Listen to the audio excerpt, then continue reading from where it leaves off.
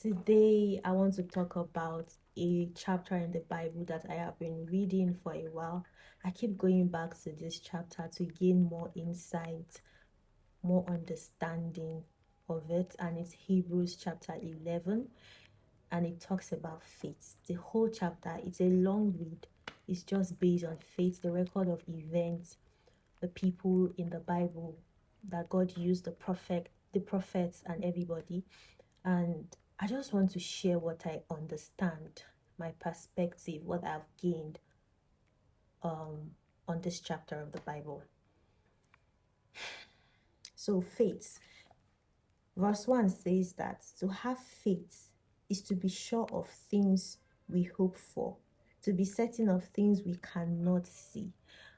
Before I proceed, reading this verse and just doing a little research and listening to some sermons on faith has totally destroyed, let me not say destroyed, it has added or it has renewed, restructured my perspective on faith just being the things we hope for that we have not seen, or just rewards and rewards and rewards and rewards.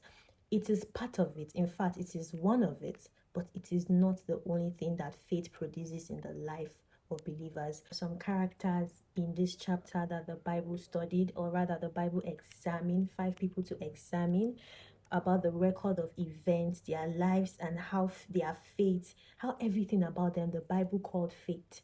And number 1 is Enoch, number 2 is Noah, number 3 is Abraham, and then Sarah and Joseph. The Bible went on and on to talk about Joseph, Isaac, Abel, Moses, even the wall of Jericho. It falling alone is by faith. I think we all know that. And one thing that captured my attention is in chapter 7, in verse 7, he said, it was faith that made Noah hear God's warnings about things in the future that he could not see. He obeyed God and built a boat in which he and his family were saved. As a result, the world was condemned and Noah received from God the righteousness that comes by faith. So, through faith, we can receive righteousness. One of the things, what I understand here is one of the things we can receive through faith is the gift of righteousness. And it really blew my mind. And I've come to understand that most of these people that I mentioned right now did not just receive things, did not just receive good rewards. In fact, most of them, what they received was a track record. The Bible called it good report, a testimonial before God. And if you read the Bible properly, you will know that these people, they practically lived on just obeying, serving, and sacrificing so much for the purposes of God's kingdom. And in verse 2, he said, it was by their faith that people of ancient times won God's approval. So yes, so down to verse 32, he said, the Bible said, should I go on? There isn't enough time to speak of Gideon, Barak, Samson, Japheth, David, Samuel, and the other prophets. Through faith, they fought whole countries and won. They did what was right and received what God had promised. They shut down the mouths of lions, put out fierce fires, escaped being killed by the sword. They were weak but became strong. They were mighty in battle and defeated the armies of foreigners. I will just go straight to what I have learned by reading this chapter, and I've come to understand that faith has 2 assignments. 1, deliver rewards, promises that are consistent with the will of God. Because reading through this chapter, these men did not just do things on their own or by their will.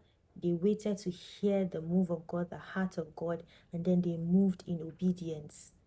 And number 2, a platform for obtaining good report, a good track record before God.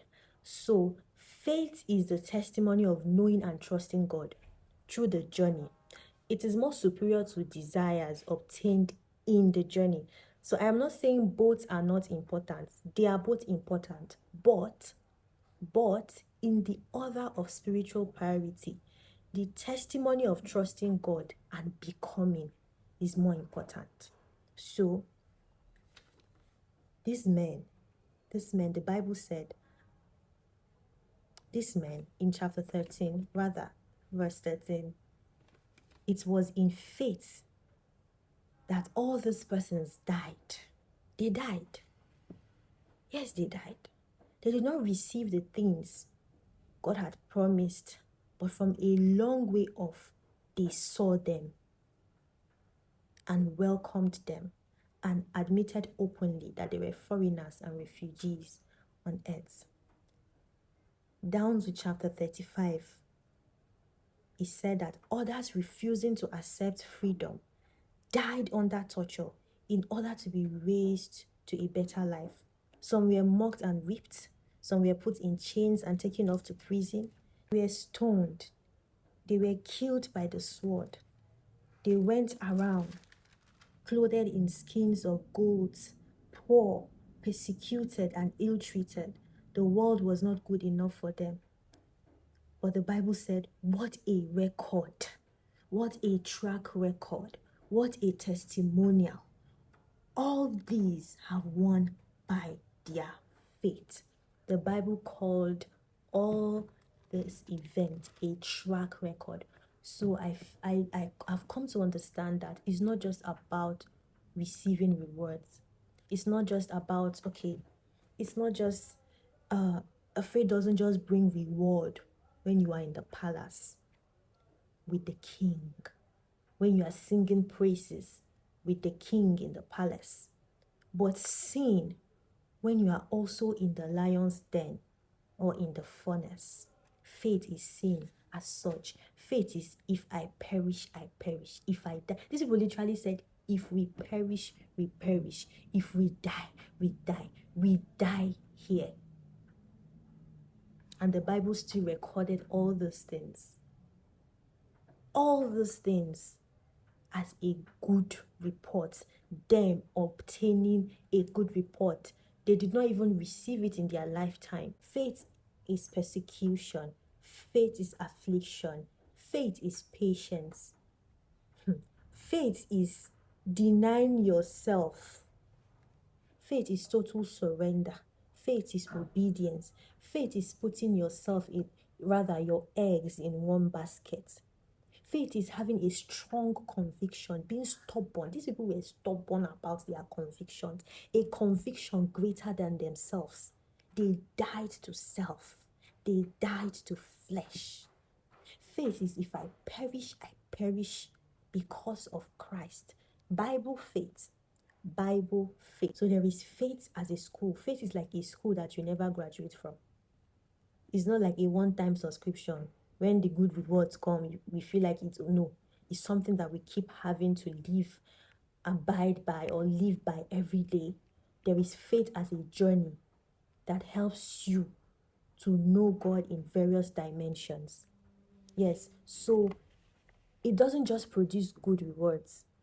It also produces a track record, a testimonial. The Bible called it a good report before God. And remember, the good rewards is not just an expectation that God will just give us good rewards based on on our will.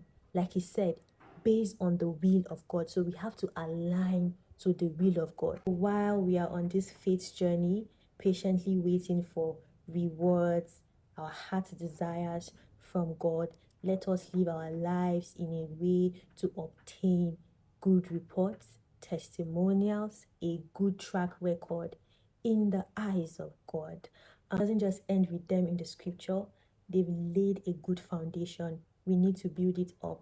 While we are here on earth, we need to obtain, our lives need to show a good report, a good track record, a testimonial. And I believe that when we finally see the face of Father, he will tell us, well done, you good and faithful servant, a job well done.